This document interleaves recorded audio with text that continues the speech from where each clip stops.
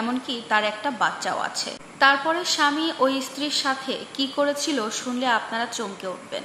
তারপরে ওই স্বামীটা তার স্ত্রীর সাথে কি করেছিল শুনলে আপনাদের চোখ দিয়ে পানি চলে আসবে।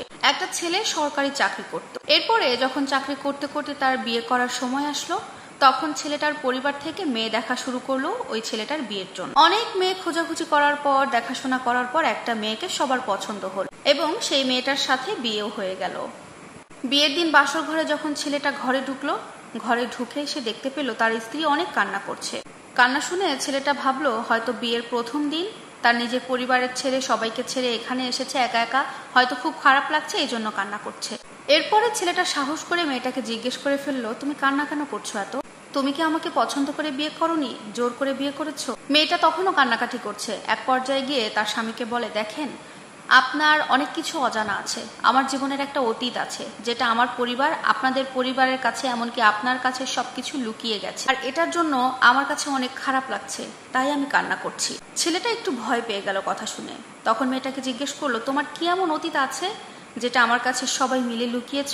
তখন মেয়েটা বলল, আসলে আমার একটা 3 বছরের মেয়ে সন্তান আছে, আমার আগে একটা বিয়ে হয়েছিল, কিন্তু আপনি এখন শুনলেন, এখন জানার পরে তো আপনি আমাকে এখন ডিভোর্স করে দেবেন। মেয়েটার মুখে এই কথা শুনে ছেলেটা অনেক চিন্তা করে গেল। আর ছেলেটা তখন মেয়েটার কাছে জানতে চাইলো তার ডিভোর্স কেন হয়েছিল আর আগের স্বামীটা কেনই বা ডিভোর্স দিয়েছিল। তখন মেয়েটা তার স্বামীকে সবকিছু খুলে বলতে লাগলো।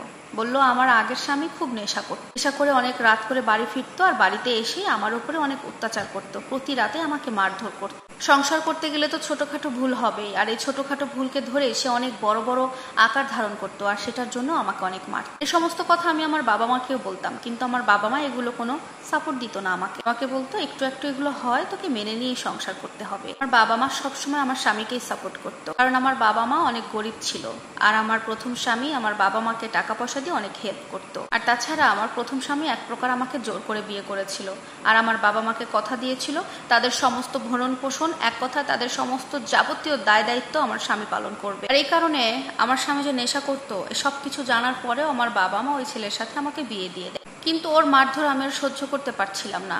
একদিন রাতে ওকে ঘুমিয়ে রেখে আমি আমার মেয়েকে নিয়ে পালিয়ে আমার বাবার কাছে চলে যাই। বাবা মাকে গিয়ে আমার গায়ের যে মারের দাগগুলো আছে সেগুলো সব তাদেরকে খুলে দেখাই। তারা দেখে তখন বলে, আসলেই তো তোর উপরে অনেক অত্যাচার করছে, কিন্তু তোর কথায় তো আমরা এতদিন গুরুত্ব দেইনি সেরকম। তখন থেকে আমি আমার বাবার বাড়িতেই থাকতে লাগলাম। তখনও আমাদের ডিভোর্স হয়নি। এর কিছুদিন পরেই আমি জানতে পারলাম আমার স্বামী রাস্তা দিয়ে নেশা করে যাওয়ার সময় একটা গাড়ির অ্যাক্সিডেন্টে মারা যায়।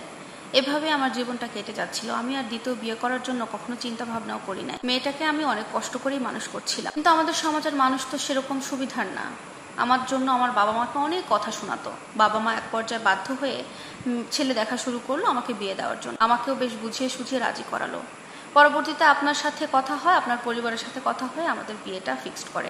কিন্তু আমার বাবা মা ভয় পেয়ে গিয়েছিল যে বিয়েটা যদি না হয়, আপনারা অনেক ভালো পরিবার, তাই আপনাদেরকে এগুলো কিছুই জানায়নি। এ কথা শুনে ওই ছেলেটি একদম নিস্তব্ধ হয়ে যায় এবং ঘর থেকে বের হয়ে বারান্দায় গিয়ে দাঁড়িয়ে থাকে। মেয়েটা তখন খাট থেকে নেমে তার স্বামীর কাছে যায়, গিয়ে তাকে পা ধরে বলে, আমাকে প্লিজ আপনি ডিভোর্স দেবেন না, আমি বাকিটা জীবন আপনার সাথে কাটাতে চাই, সুন্দর একটা সংসার করতে চাই। তখন ছেলেটা কি বলবে বুঝতে পারছিল না। বেশ কিছু সময় পরে মেয়েটাকে ঘুরে দাঁড়িয়ে বলে, চিন্তা করো না, আমি তোমাকে ডিভোর্স দেব না, আমিও বাকিটা জীবন তোমার সাথেই কাটাবো। তবে তোমার জীবনে যা কিছু ঘটে গেছে অতীত নিয়ে কখনো কোনো কিছু আর চিন্তা করবে না, মনেও করবে না। তো প্রিয় দর্শক, ভিডিওটি কেমন লাগলো, ভিডিওর কথাগুলো কেমন লাগলো অবশ্যই কিন্তু কমেন্ট করে জানাবেন। আল্লাহ হাফেজ।